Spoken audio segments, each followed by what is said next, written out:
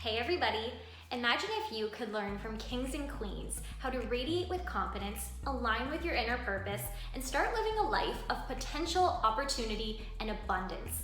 On the Yes She Talks with Maria Gerlando talk show, I'm going to be inviting a leader in their industry to come on, share their hardships and obstacles with you, and more importantly, how they overcame these obstacles to step into the life of their dreams. We're going to be talking about self-care, morning and night routines, and everything in between to help you start to radiate and step into the life of your dreams too.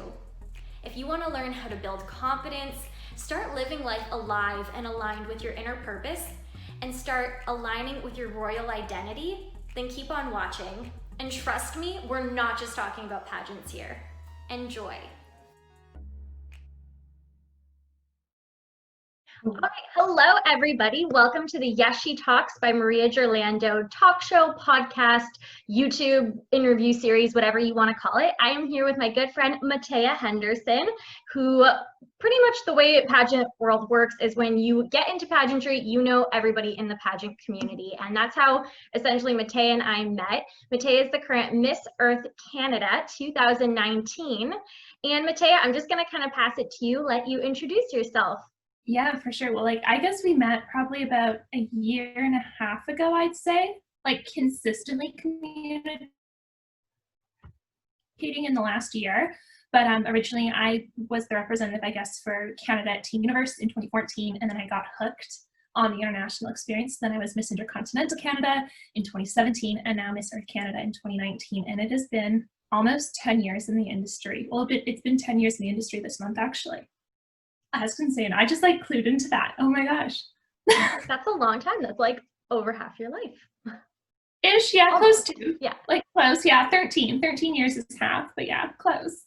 Dang it, that's amazing. And obviously you have accomplished so much more in between that time period and so much more to come as well. And again, I was just kind of sharing with you that the whole point of this interview series is to inspire confidence, teach others how they can maybe align with their purpose, overcome whatever challenges they may, and just find success and opportunities in the life that we live, especially in such an unpredictable world. You know, we all have the same amount of hours in a day, and we just seem to kind of do something a little bit different with our time to make the most of it.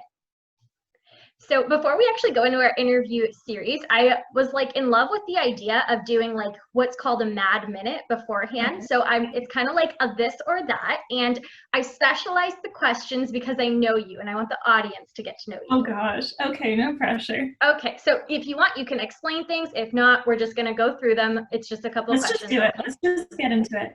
Right into it. Okay, so tea or coffee? Literally coffee. All the time. I'm tea right now, which is unusual, but oh gosh, that's weird. Hair up or hair down? Up. East Coast or West Coast? Ooh, West Coast. Ooh, I would have said East Coast. Interesting.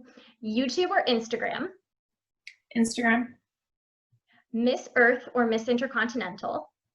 No, that's not fair. We're not doing that one. That's no, I can't do that. That's not fair. I was gonna add it in there. Oh, that's a politically loaded question for me, going which pageant do you prefer? Different. Okay, how about if you had to go back to one of the locations, either Egypt or the Philippines? Oh my God, I would go back to Egypt in a heartbeat just for the culture and for the history. That's fair. I had that as a sub question. I'm just in case. Thank you. And for the last question, Mattea 2010 or Mattea 2020? I want to do Mattea 2021.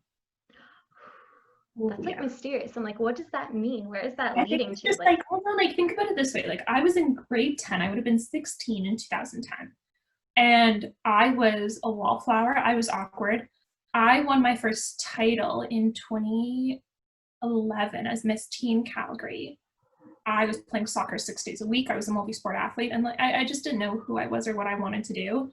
And I think the past, I'd say, 2 years, I've really come into my own, whether it's starting my business or graduating with my undergrad or traveling for the past 2 years extensively for business and for pageantry. So I'm at a point where I just don't want to stand still. I want to consistently grow and pursue my passions, whatever they evolve to be, because realistically change is inevitable. And I'm going 2020, my sister refers to it as literally the Hunger Games. Yeah. And I A think little bit that of really, natural selection. Yeah. yeah, the natural disasters like in Australia, whether it was like the wildfires or like the Amazon fires or the fires in, oh, literally there's been like a forest fire on every continent except for Antarctica, just saying. Pretty much. We literally just had the explosion in Lebanon yesterday or 2 days ago. When you look at like the flooding in almost every part of the world, it's literally the Hunger Games.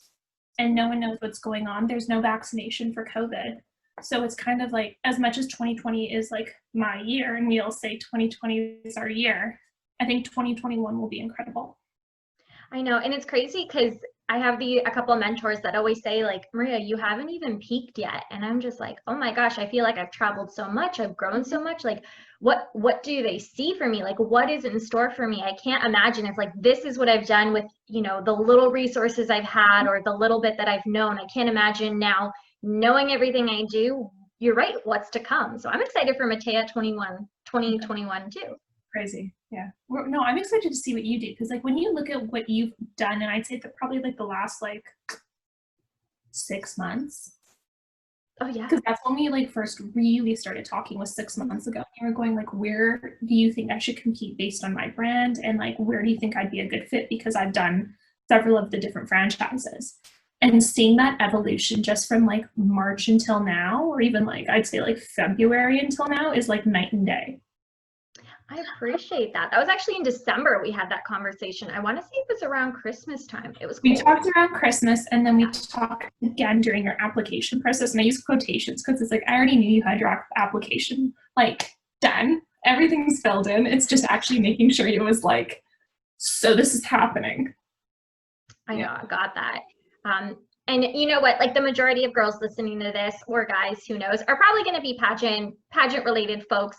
If you ever need any information, please contact myself or Mattea. We would love to just like give you a boatload of information. We spend at least usually 2 hours on the phone together, just like going over everything that's happened in the months that we haven't spoken. So we're both open books kind of when it comes to our experience and the advice that we want to give. So definitely come chat with us.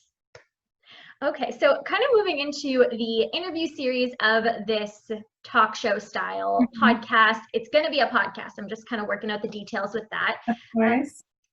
The way that I like to phrase life, and the way that I started living recently, especially when I joined pageants, is this phrase of living life alive, which is so interesting because obviously everyone's alive as long as you're living. That's kind of a common thing. But there's a difference between living with purpose and mindfulness and living on autopilot. I remember like when I was in this autopilot mode, I could have literally said that I was sleeping every day, like every day kind of balled into the next. And I didn't have that inner purpose or that inner drive in me. And I want you to kind of tell me, like, what does live life alive mean to you?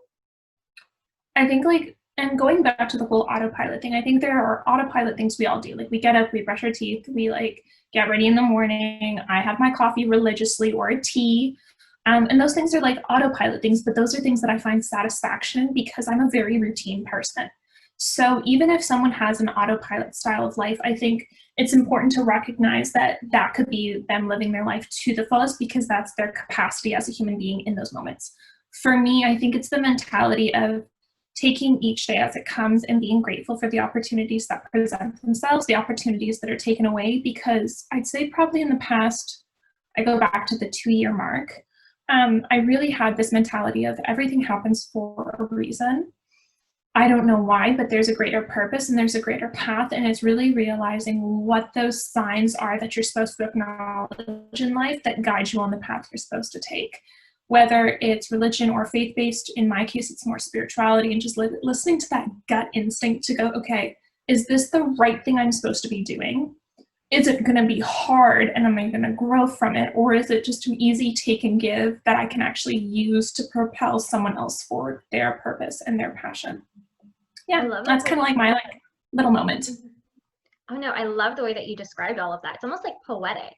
And that's one thing, especially with the girls who I mentor or give advice to, I say, I know that it's been chaos in the world, but it's not like, not that good things should come from it, but at least we should live more humbly. We should live more grateful. We should be kinder in our everyday lives because we're not, directly going through some of the hardships going on in the world. But unfortunately, the majority of people aren't going to have that switch, aren't going to have that mindset. And that's where it's, people like yourself that I look up to, even to really push through, keep going. Even like you said, in those moments of autopilot, like at least still be present in your autopilot mode. Like at least still make it be all for a good purpose and a good reason at the end of the day. No, 100%. I think even going off of that, like listening to like the whole autopilot thing, and like especially with your base specifically being pageant people, when my title got transferred over between owners, I'm going, okay, let's go into autopilot because it's what you do in a survival state. And I'm going, who do I need to contact? Where are my sponsors? Who do I need to keep in line with everything? And how is this not only going to impact me? How is it going to impact my relationship with my boyfriend? How is it going to impact my family? How is it going to impact the girls coming in who want my title or who are vying for my title? How can I make that transfer as seamless as possible? With the number one thing that I've noticed when I even watched you compete at Miss World Canada, the first time when you won Miss Intercontinental, the one thing that I noticed is that you always have just like this underlying sense of confidence about you. It's unspoken. It just shines through, like it completely radiates from the inside out. And that was when I remember knowing Mattea, even though I did not ever speak to you, I was new to pageantry. I just felt like instantly I knew you, and I liked the presence that you had. And what do you in your day do in your daily basis to build this confidence, or at least maintain it? In all honesty, like I think I got to the point where I didn't know who I was when I was around 2021. I was in the middle of university. I just didn't know myself. And how are you supposed to know yourself at that point in time? You've just gone through a horrendous experience in high school, most likely, where people are horrible. And I hate saying that, but it's not the honest truth. And I just remember thinking, like, who do I want to be? And how do the people around me want to perceive me? And I was never the girl in high school who gossiped. I was never popular. I went on one date in high school. That was it. And I didn't even know it was a date. Like, I was a nobody, and I was so okay with it.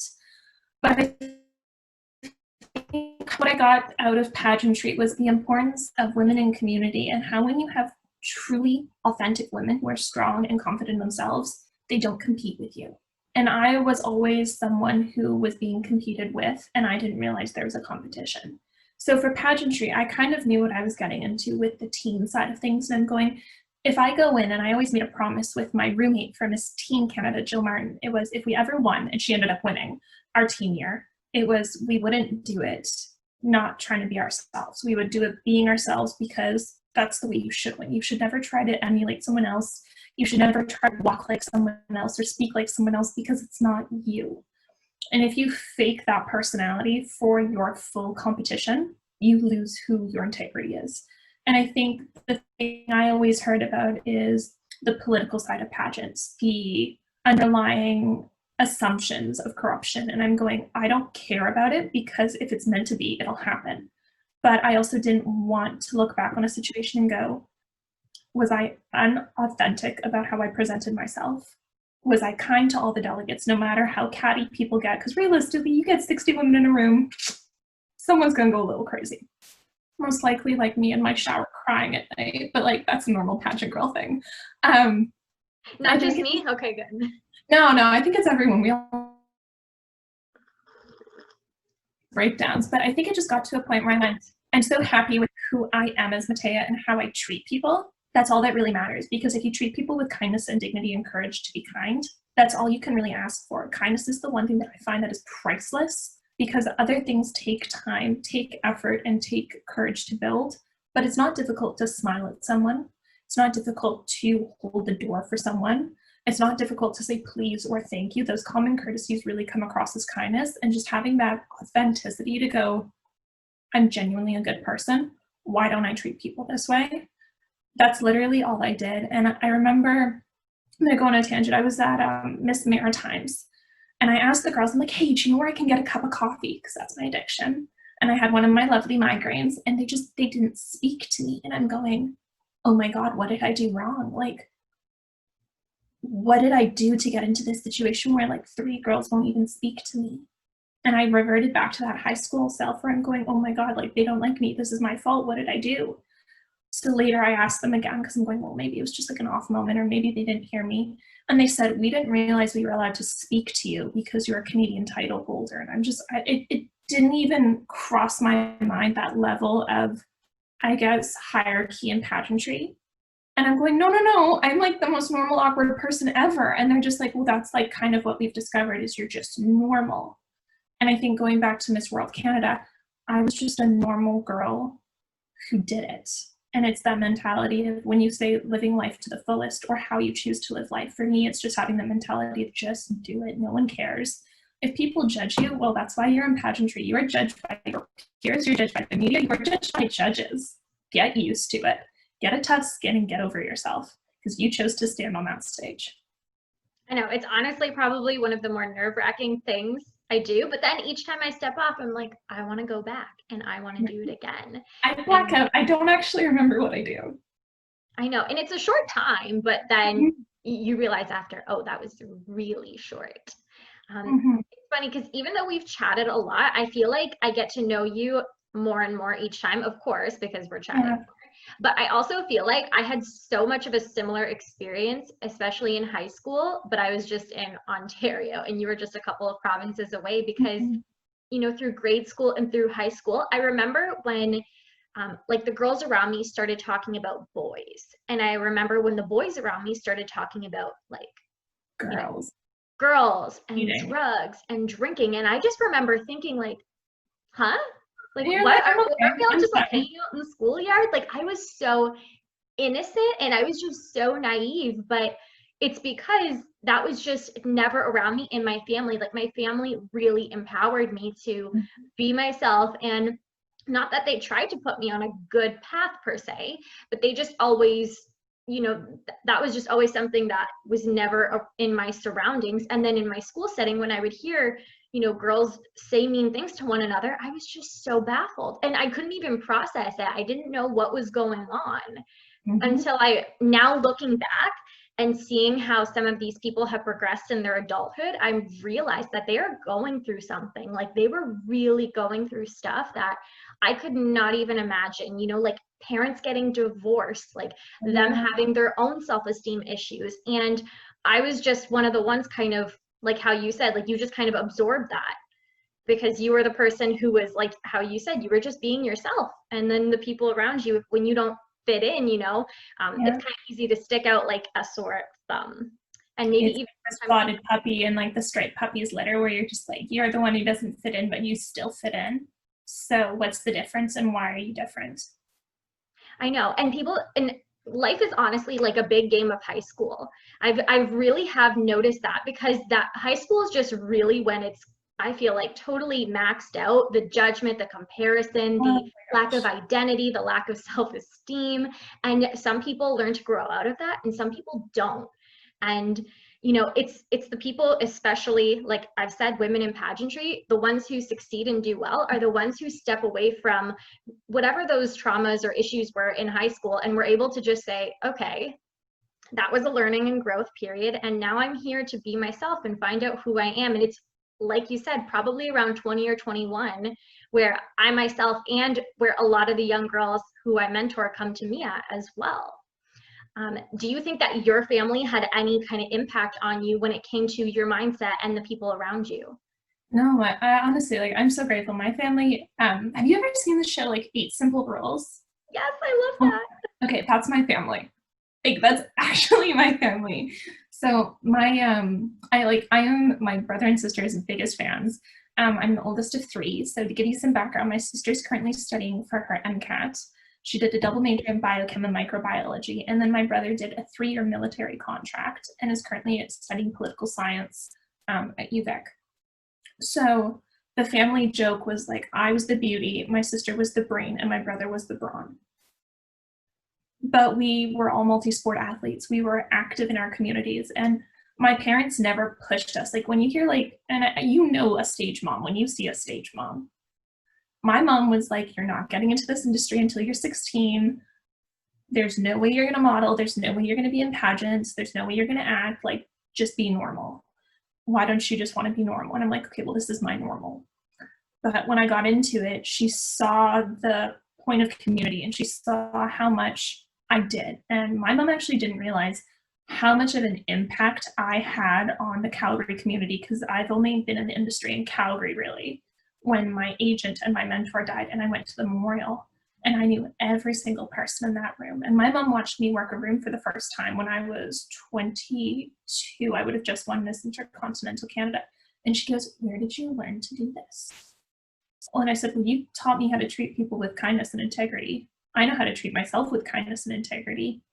And these are the people I built relationships with over the past 10 years. You gave me those skills. So when I see my family, it's not that we don't exceed people's expectations, but people always go, you guys won the genetic lottery. We honestly didn't. We're just really hard workers and we know what we want. And my mom goes, if you're going to do something, I don't care what you do. If you want to be a garbage man, if you want to be a plumber, if you want to be the president of America, even though you're Canadian, do it 120% and see how it goes. And if you fail, that's still success, because it's going to teach you a lesson for you to navigate the next situation. And she really pushed, both my parents really pushed, the adversities that you overcome allow you to be strong. The more you fail as a child, as a kid, as a teen, will teach you to be more resilient.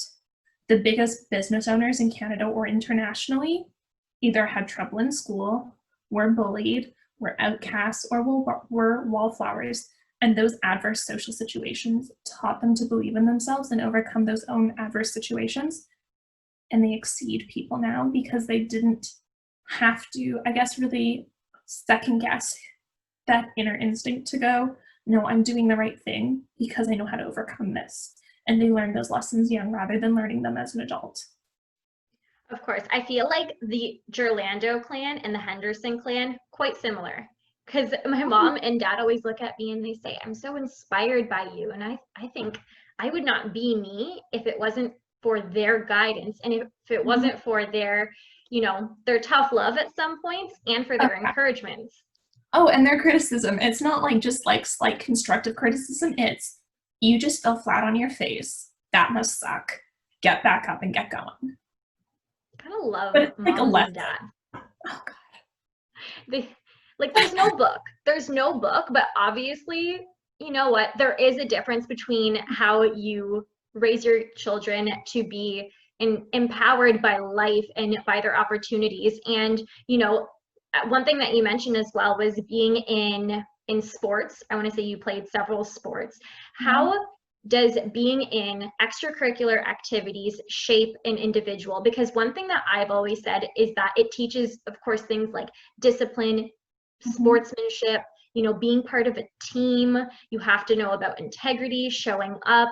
And I really do think that that is one of the things that's helped myself, my brother, my sister be very well-rounded, time discipline oriented people because of, just having that extracurricular activity that we relied on. Did that kind of play a role in your life and then lead into pageantry?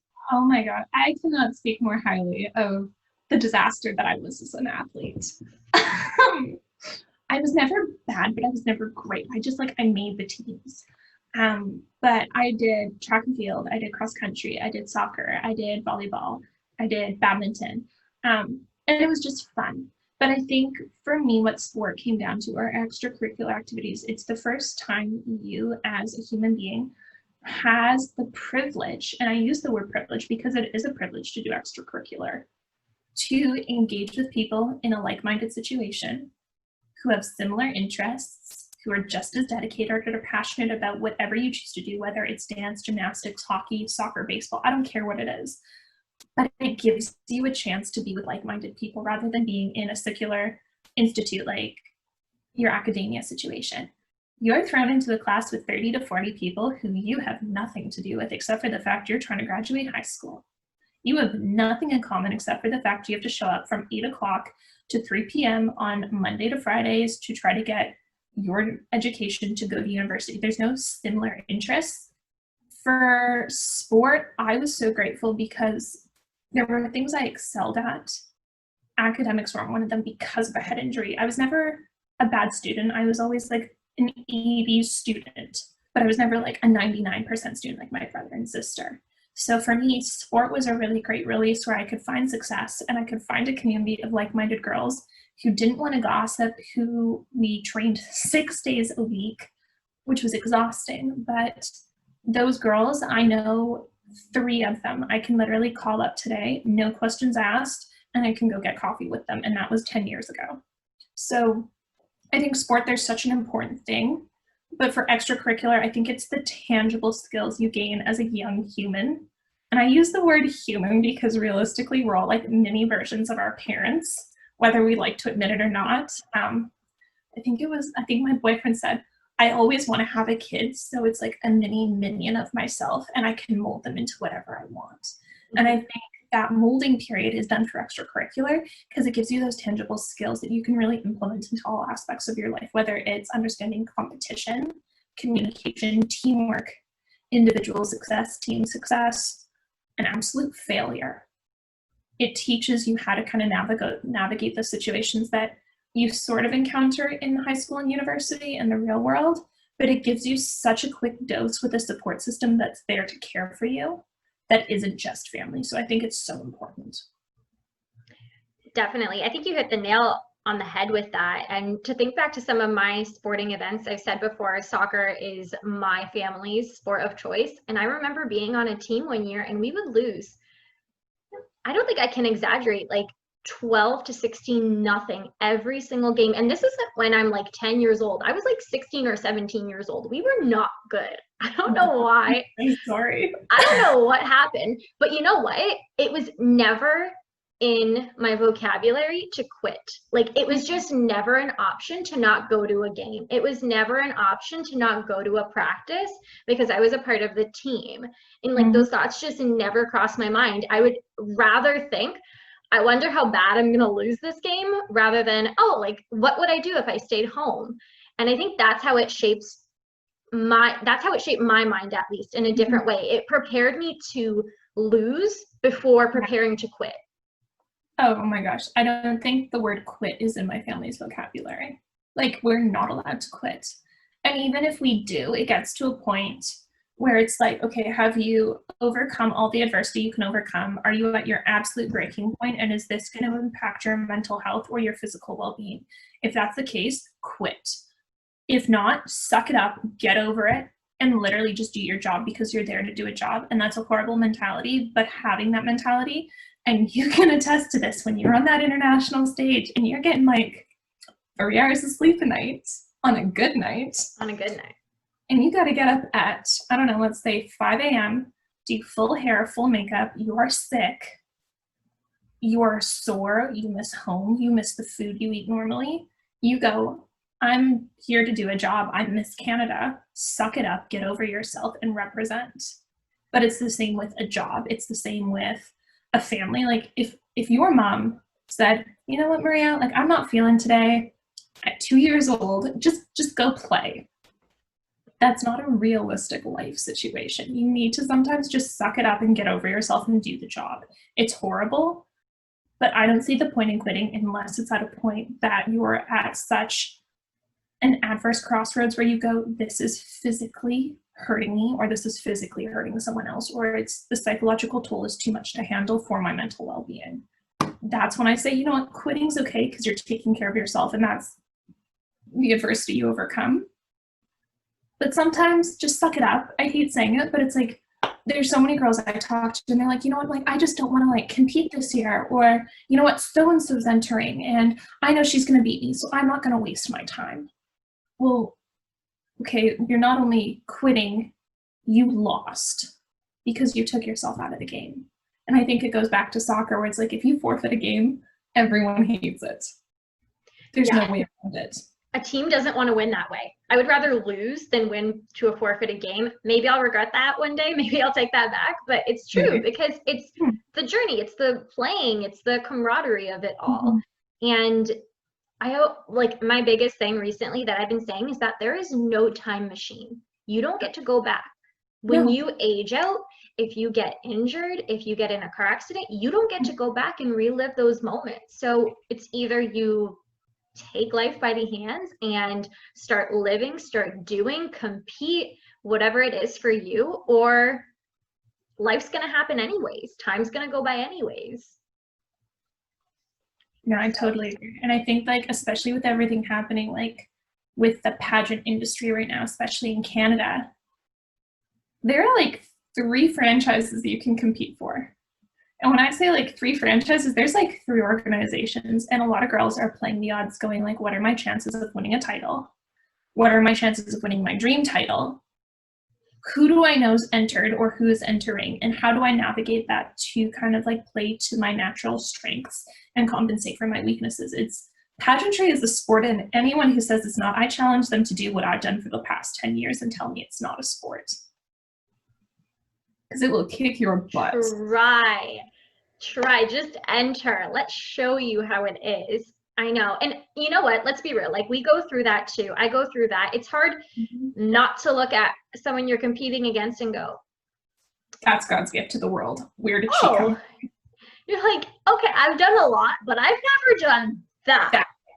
Yeah. And to me, that's like, I would crown you right now. But you're right. It's like, now that I see, you know what? These girls, they're not sleeping in.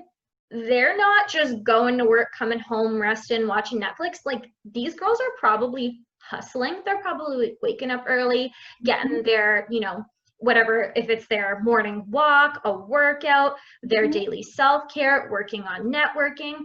They might not be doing that, but in my mind, that's what they're doing. And so, you know what? I've got to do that. Expectation. And it sounds horrible, like, and I hate saying this, but even when the franchise switched over, which was February, you were like one of the first girls to like reach out and be like, what just happened? I'm like, I don't know. Oh my God, what do I do? I'm like, does Mattea know about this? Yeah, I woke up to it. Literally first message on my phone. We're no longer associated with Miss Canada 2020. I'm like, okay, well, I'm 2019. What does that mean? But when that transfer happened, I'm like, okay, reach out to Courtney, Naomi, and Glorin first. Let Michelle Wiswaldy touch base with me, touch base with my team or my past team who I still have really good relationships with, and go, okay, what's going on? But then my mindset was, okay, Miss Alberta World and Miss Teenage Alberta's in a week and a half. I need to be ready to go, ready to represent. There's no national title holder in Alberta. Okay, so I have to show up if I'm allowed to show up. So I'm so sick, and I'm going, okay, I don't have a dress that fits. How do I find a dress that fits? Okay, now it's under new branding. Do I wear my crown and sash, or do I not wear my crown and sash to represent the MTCW Inc. brand? And then on top of that, I'm going, I don't want to wear my crown and sash because I'm not passing along my title at a provincial level, and there are amazing women who have worked their butts off in Alberta as well, who deserve those moments. And I don't want to MC, I don't want to be on stage, I don't want to do a walk, I don't want to be interviewed. I'm like, I'm just sit there to show support and be that title holder that girls can go, she's normal. She's just here to support. And I find as much as pageantry is supportive when you have the right networks, there's so much divide amongst the women because they go, does she know she's here? Like, does she know that she's actually in the room? And I'm going, yeah, I know I'm in the room, but like, I'm still me, I'm still Mattea, and I'm still awkward. But it's just such a weird mindset to go like, I'm still competing with myself to be the best version. So right now that I know that there's going to be a Miss Earth crowned in November at Miss World Canada, I'm going, I don't find a dress. I got paid for my flights. Like, what am I doing? Like, I'm not competing, but I'm competing with myself to show up and go, this is what it takes to carry my titles, because I've had 2 of the 5 available titles. I'm not just going to show up and chill in a pair of jeans and a t-shirt. I'm going to show up in jeans and a t-shirt and stilettos and be like, can you beat me? Because this is my title. These are my titles. You need to carry on that legacy, because there have been women who've carried the legacy since Michelle Wiswaldy, who's had 3 Canadian titles. So she's had World, Earth, and Intercontinental. you have to compete with that as well. I love the little glimpses of like hard Mattea that come It's out. scary. I'm like, It's so oh, scary, I'm isn't like, it? give it more. Yes, just keep going, girl. But that's the thing, like when you meet the women who truly succeed in this industry, there's no compromise. The compromise comes with our work, with our relationships, with our families, with our mental health when we're comparing ourselves to other women. And it's physically and mentally exhausting. I was on the phone with my boyfriend last night. I'm just sitting there in tears. And I'm like, I'm just so grateful. And he goes, okay, I'm so confused. Shaking myself. We're good. You're good. And I just went, I'm just so grateful for what pageants have given me the opportunity to pursue in life. Like, I wouldn't be working with the organizations I'm working with. I wouldn't have gone to Egypt. I wouldn't have gone to the Philippines. I wouldn't have had my closest girlfriends through pageantry. Like, my closest girlfriends live in Georgia, Puerto Rico, Ireland, England, South Africa, Australia, Philippines, Thailand. Like, my closest girlfriends don't live anywhere close to me. And I don't care because I know those girls are lifelong friends. They're not just, I don't know what to call them, like high school friends where they kind of just like wash away because your interest. Seasonal friends, pretty much. Oh, I like that. That's sweet. That works really well, especially in Canada. Nicely done. Mm-hmm. But it's like, think about it, like your closest girlfriends are probably through pageants. The most self-discovery you've earned is through pageantry. But it's the same as extracurricular activities. It's just what activity you choose to fulfill your life with. I agree. And I will personally drive from Ontario to Calgary, pick your butt up, and then drive back to Ontario, Toronto, so that you get to the pageant. You not understand this is winter? No, that is not safe. You are not driving through like the Girl, no. That's not safe. I am like at the point where I'm just going, if an opportunity presents itself, I'm going to say yes. But I'm also going to think about the logistics of it and how it impacts my core group around me, because it's not fair to go, would I love to compete again? 120%. It's such an addiction because you get so much out of this situation just getting to the pageant where you grow internally. Do I also know I'm living a province away from my boyfriend and we're both running startups? Do I know that my parents are just looking at me going like, Mattea, you're almost 26. What are you doing? Yes, you own a company and you're doing well, but like, what's next? And I'm going, everything happens for a reason. I'm really trying to listen to that part to go, okay, is this the right decision? Am I making a good choice? If not, let's move on. Mm-hmm. Now, what would be, for one of like our final questions, what is the piece of advice that you wish you had at your low moments, at the moments where you were in that comparison mindset, where you were feeling like, instead of just being like, oh, I'm weird, Mattea, it's like, oh, I'm weird, Mattea. Yeah. And how does that, like, how would you want to give that to other people as well? Something that I continuously live by is you're not a product of your circumstance, you're a product of your choosing. And I have been like that since I was probably about 12 years old. For me, and this is just Mattea being Mattea, I wish that I could have gone back and someone could have told me having integrity, having morals and values and standards is never a bad thing. Trying to fit the social quota and the social norm of being a girl who gossips or being a petty person talking about someone else or belittling someone's attitudes or beliefs is not okay. And I wish I'd stuck to my instincts to go, I don't deserve this situation. I deserve more. That sounds a bit narcissistic, but it really comes down to you set the standards of what your life should be. Why would you want to settle? Not to saying that settling is a bad thing, but there are things I do regret that I've done in my past, and I did settle. Did it get me to where I am today? 120%, and it taught me so many valuable lessons. But it really comes down to know your standards, know your morals, know your integrity, and know that being you is not a bad thing. The people around you just may not be your people right now, but it doesn't mean people won't appreciate you later for being you. Yeah, and going back to that term that I said, people are in your life for either a season, a reason, or a lifetime, and you may never know why that person's in your life, or if they're one of the three. But your whole point is, again, just to uphold your own character and integrity and allow the other people to either support you or teach you a lesson, and not to worry about these types of things that you can't control, because there's so many people. And you know what, looking back, you're right, like so much goes on throughout life, but it's all made you who you are today. And like we said, it's going to make you who you are, Mattea 2021, and you know, for another 80 years, I bet. Girl, that is literally like 5 months away. I know. That's crazy. 2021's 5 months away. What else you got 2020? Like, what else? Can we just like relax? No, it's not going to happen. I know it's not going to happen. Like, I'm just sitting back and watching like government issues. I'm watching eco-environment issues. I'm watching pageant girls lose their bloody minds in Canada right now. Well, especially like with your announcement being like, you guys have official dates, which is great.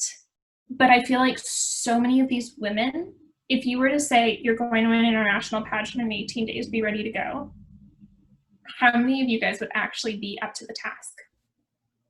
I haven't really, you know what, I don't really know what the state of like internationals would even look like or be like, and what, like, you're right, like what does preparing look like now? Take COVID out of the situation, take like COVID-19 completely out of it. I had 18 days notice for my first international with Michelle Viswaldi. Michelle expects that you're ready. She doesn't just bring you in and go, oh, here's a great experience. She's been to 3 of them at like the biggest international pageants, and she did it back to back to back within like a little bit of a gap range. That being said, she wants to know, like, can she send you away? I was gone for 5 weeks in the Philippines. I was gone for 3.5 weeks in Egypt. Can she trust you to represent Canada? Can she trust you not to be high maintenance? Can she trust you to have your wardrobe fully ready to go? Obviously, like excluding like your national costume, your evening gown, your flight. And can she go, I know this girl's ready to represent the country, as if I was going to represent the country, because she's been there and done that. And when I think about it, like, COVID's put you guys in such an adverse situation to go, okay, how do I actually prepare? When are my competition dates? And how do I kind of like backtrack a calendar for that for prep? But it's not about that. Like, if you truly want to win, you're in that state of mind, I'd say probably 85% of the time, to go, am I doing the right things for Maria? Am I doing the right things for Mattea? Am I being kind to myself? But am I also pushing myself to be a better person and pushing those around me to exceed as well? Because that's what it takes. I always tell girls that I work with or just speak with, it doesn't matter if you win. The true measure of a girl who's ready or a woman who's ready to take on the world is, would you do this anyways without the resources? Would you fight for it? That's the biggest thing. Like, you guys have 3 months. I think it's actually like, let me check. Like 3 months to this day is crowning. 3 months today. Yeah. And like, you guys have like, so it's like 2 hour time difference. You're literally like 3 months, I'd say 5 hours away from figuring out who the new Miss World Canada is. That being said, what are you going to do then? Like, what's the prep look like? What does your week look like? What's your mindset throughout the pageant? What's your mindset after the pageant? Because are you going to just be a title holder or a regional title holder who gets the crown and then just does what? Like, sits on your couch and watches Netflix, eats potatoes, I don't know, pets your dog or cat. I'm allergic to cats, so that would never happen. Too. Like, what are you going to do? Like, but that's the thing, like, think about it. Like, with all the girls you work with, are they in the mentality of, oh, I want to win a pageant? Or is it, what's my biggest purpose? And I found out for me, my purpose isn't having a specific platform, it's being a conduit for other people's advocacies because of the platform I've developed. I'm going to change, my interests are going to change, but if someone's truly passionate about a cause, they will find people to advocate for that cause who can speak appropriately, who can represent, who can show up and do the job. My platform has never been the same in 10 years. But it's all about not being a product of your circumstance, you're a product of your choosing. And if you just simply are a product of the crown, well, you're not really choosing your purpose and your drive. So what are you going to do? I feel like I had like 10 things to say. And after all that, I'm like, I'm ready. Let's go. Let's do this. I feel like I could run a marathon right now. Just so much adrenaline. 3 months. 3 months. I know. I woke up at 5:30 this morning and I was like, all right, I let's go. saw Because I had to work. with your weights, and I'm just like, I'm sleeping until 10 a.m. today. Got my reports done, went for my run walk. And I'm just like, I don't have to compete. I can just kind of chill and watch everything. But like, hey, if an opportunity comes up, I'm going, why wouldn't I take it? But I'm also going, I need to take care of me and my needs too. I feel you, girl, completely. And yeah, definitely not putting the stress be on winning the title, but on who do you want to be. And I'm one of those coaches. Girls ask me a lot of questions and I rarely answer with an answer. I'm usually answering with a question because I'm not trying to tell them the answer. I want to understand where they're coming from and I want them to be more prepared for life. If I just give them the answers, which there isn't answers, how do I say? There's like a general handbook. Like there's a general list. Yeah, but I'm like, oh, have integrity, be compassionate, don't compare yourself. Like, here you go. But it's always something deeper. And if you want to know what that is, you got to do the self-reflection. You got to do the personal reflection and the digging in your soul. Why are you doing this? No one is forcing you to be there. You are choosing to be there. So, girl, you should see some of the pageant moms I run into. They sometimes do force, but that is fine.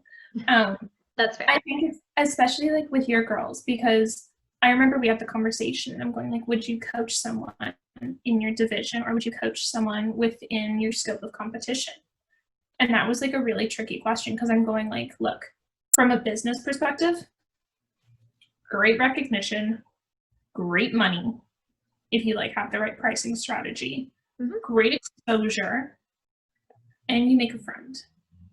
But then the flip side of that is going, okay, am I coaching with integrity? And like you said, am I coaching with compassion? And am I coaching with self-interest?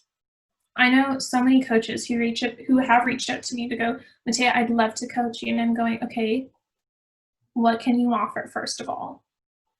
Because I want to know, like, what am I signing up for? Who am I working with? And what are their values? And like 9 times out of 10, I've said no. Because one, their pricing strategy is just like absurd and I can never afford that because I pay for everything I do. 2, I'm going, I already know about myself. If I want to learn more about myself, I'm going to go talk to my family. I'm going to go talk to my friends. I'm going to talk to the people that are on my team and go, like, what are the 3 things you admire about me?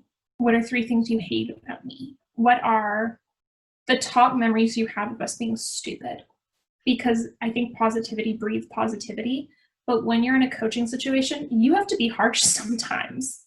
You have to be hard. And it gets to a point where if a girl doesn't have a thick enough skin, she shouldn't be in this industry until she's ready to take the criticism and the self-reflection seriously. And it sounds horrible, but like, if you know your body is the biggest issue for your competition score, work on it. If you know you can't walk properly, spend 5 minutes a day walking. And if you can't walk well in those heels, just like downgrade to a lower heel. No one says you have to wear a 6.5-inch stiletto. That is again. Yes. Oh my God. Like, please. I went into my closet and I'm going, Chinese laundry shoes. Can I throw them out yet?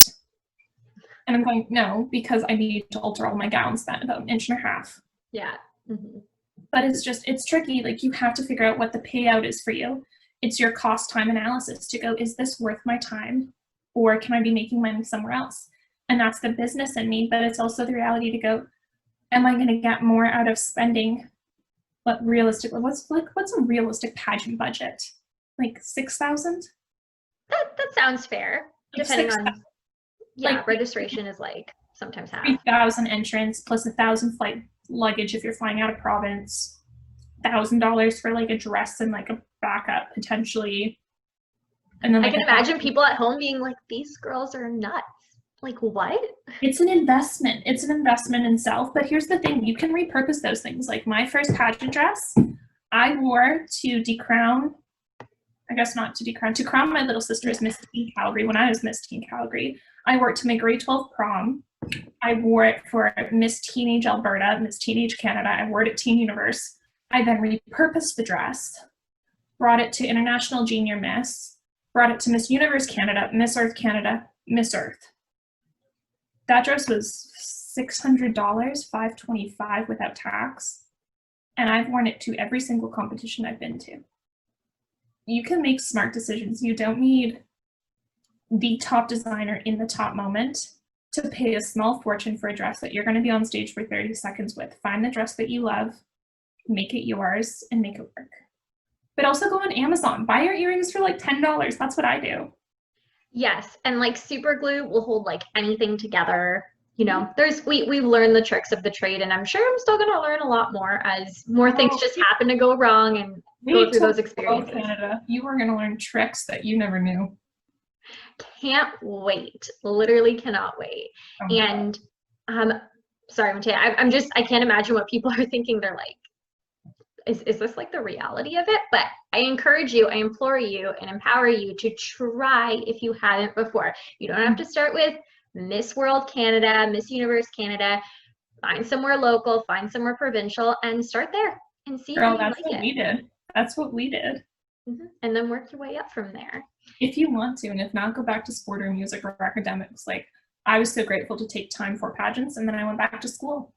I was grateful that I had the opportunity to model, but my agent knew my academics came first, so she postponed contracts until I graduated high school, until I finished a semester at university. You have to find that balance for you, but like, start small. Don't try to like literally take over the world in one breath, because it's gonna be too much too fast. You won't be able to breathe. But more importantly, do not quit. Never quit.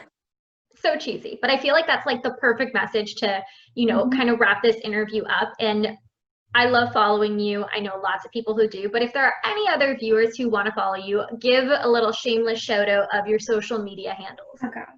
Like for me, purpose, love my mom, especially now that I'm like 25. And I think my mom gave me a unique name. So I literally have all platforms capitalized on at Mattea Hendserson.